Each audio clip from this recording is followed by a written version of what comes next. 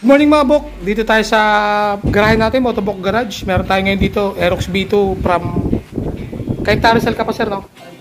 Taytay Rizal, yan. Taytay Rizal si sir. Papakabit sa atin ngayon ng ball race Aerox B2. Kaya meron customer isa naman nagpaiwan.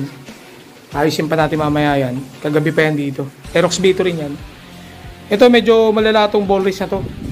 Ito mga bok. Tapos pa yung pahawak ako sa gilid. Pakita lang natin yung alog. So yung mga buko, tignan nyo. Yan. Grabe na, di ba? Grabe yung alog. Tapos, naglabas na yung kalawang dito sa baba. Oh. So sa taas.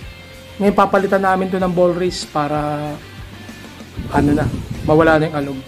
Ay sir, ano na to sira na tong ano mo. May tagas sa tong front shock mo. Ayun o.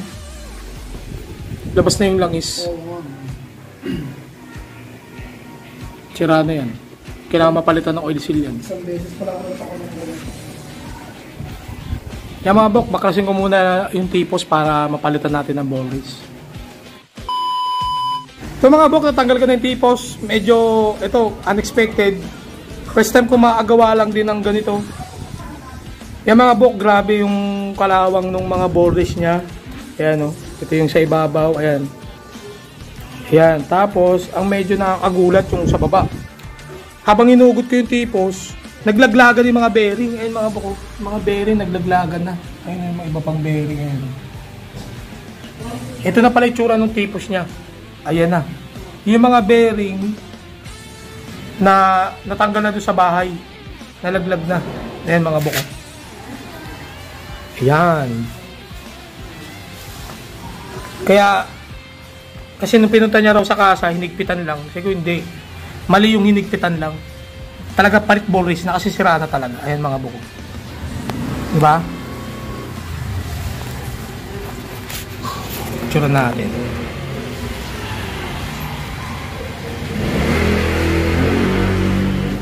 Or awareness yan mga buko. Pag nakaramdaman nyo ng may alog na, may kabig na, huwag nyo nang antayin pag ganito kasi talagang mahirap i-drive yan. Sir, kusa na tong, di ba? Sabi mo, kumakabig na. Yung kumakabig na kasi delikado rin pag kumakabig na. Halimbawa, may angkas kayo, mas dalawa pa kayong delikado. Kaya mga bok, for awareness sa inyo yan. Kumbaga, talagang laanan nyo rin ng budget pag gawa nyo kagad. Yan, grabe oh.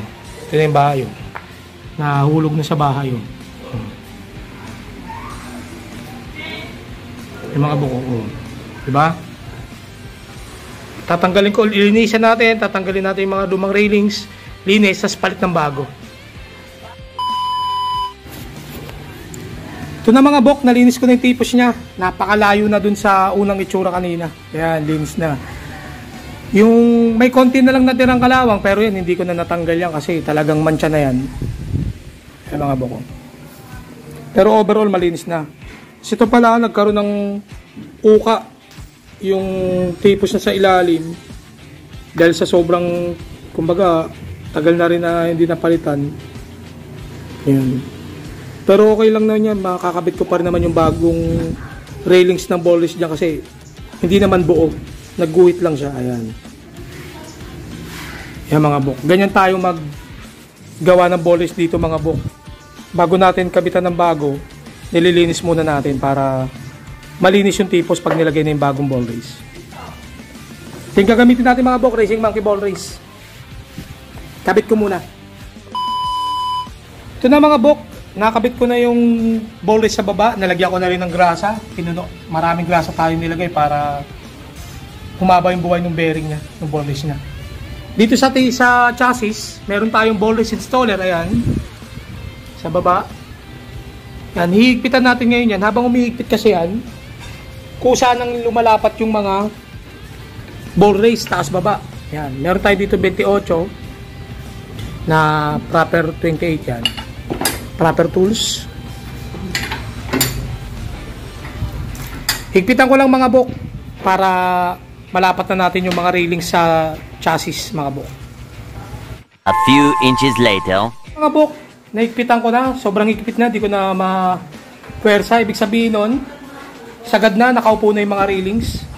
Na-install natin yung mga railings ng ball race nang hindi natin pinupukpok mga bok. Ayan, makikita nyo pumasok na yung tools. Nalapat niya na yan sa ilalim, tsaka sa ibabaw. Pumasok na. Ganyan tayo gumawa ng ball race dito mga bok. May proper tools tayo. Alright mga bok, nabalik ko na yung tipos, tsaka yung manibela. Naikpitan ko na rin yung mga nut nya sa may tipos. Meron tayong tool, proper tool spanner para dito sa sa mga nut dito sa may tipos, hindi natin pinupukpok. Ganyan mga bok. Ganyan siya, yung tamang panghigpit tsaka pangluwag. Yan, ganyan siya mga bok. Yan. Yung iba kasi, di ba, sinisinsil to, pinupukpok. Tayo hindi. Meron tayong proper tools. Siya yung tamang tools para diyan. Para hindi natin pinupukpok tsaka yung sinisinsil. Yan mga bok, malambot na yan. Smooth na yan. Tapos, wala na ring alog. Pero mamaya papakita ko sa inyo, pag kinabit ko na yung shock, wala nang alog talaga yan. Dahan-dahan ko nang ibalik yung mga niya, mga pyesa niya, mga parts. Yung mga bok, nagpalinis na rin si sir ng panggilid. Ngayon binabalik ko na, tapos ang linisin. Ngayon binabalik ko, meron tayong torque wrench para proper yung higpit ng nut sa may pulley. Yan, balik torque wrench na to. Pag tumunog na, ibig sabihin nun, proper na yung higpit niya. Sakto na.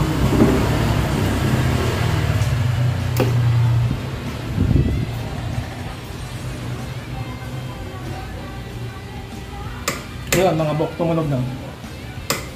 Sabihin nun, tama na higpit nung nut. Hindi natin na maiwas no straight mga bok. Ito mga bok, higpitan ko na yung torque drive niya, assembly. Nagamit ulit tayong clutch holder, tapos torque wrench ulit para proper yung higpit. Yan, higpitan natin mga bok. Sinet ko na to sa tamang higpit, tamang amount.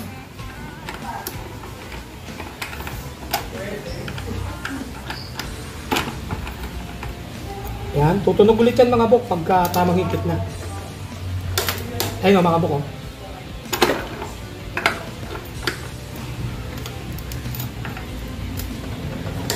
Yan. Pag tumunog na, tamang higpit na yun mga bok.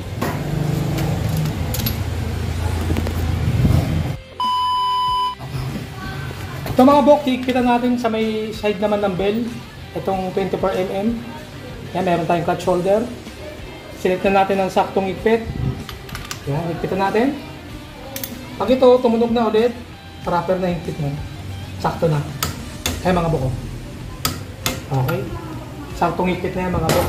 Ganyan tayo mag CVT cleaning dito mga bok. The next day. Mga bok, finished product. Bali, nag-CVT cleaning na rin kami ni sir. Ayan yung ball list natin. Tapos pwede pa video boss. Halog lang natin kung meron pa rin yung lagotok na yung sa mo kanina. Ito na mga bok. Ayan wala na Ayan inuusog ko. Wala na. Goods na. Ayan. Ganun tayo maggawa dito mga bok. Proper tools. So sana may natutunan tayo sa vlog natin ngayon mga bok. Maraming salamat. Hanggang dito na lang.